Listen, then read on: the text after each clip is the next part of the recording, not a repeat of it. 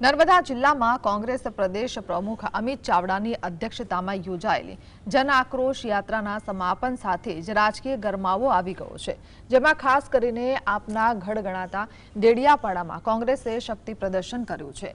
રાજપીપળા અને કેવડિયા થઈને દેડિયાપાડાના પીઠા ગ્રાઉન્ડ ખાતે પહોંચેલી આ રેલીમાં ધારાસભ્ય અનંત પટેલ, જિગ્નેશ મેવાણી અને તુષાર ચૌધરી સહિતના દિગ્ગજ નેતાઓએ જંગી જનમેદનીને સંબોધતા આમ આદમી પાર્ટીને ભાજપ અને આરએસએસની બી ટીમ ગણાવી તીખા પ્રહારો કર્યા હતા।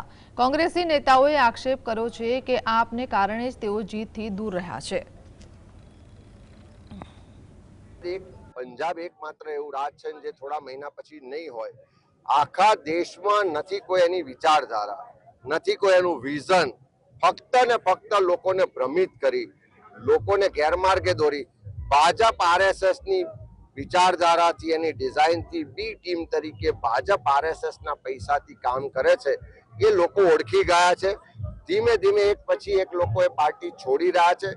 હું તો હજુ પણ જે મિત્રો છે એમને કહેવા માંગુ છું કે તમારામાં શક્તિ છે, તમારામાં આવડત છે, તાકાત છે, તમારે વહીવટ બદલવો છે, સત્તા બદલવી છે, કંઈક નવું કરવું છે, તો કોંગ્રેસ પાર્ટી સિવાય તમારી પાસે કોઈ વિકલ્પ નથી।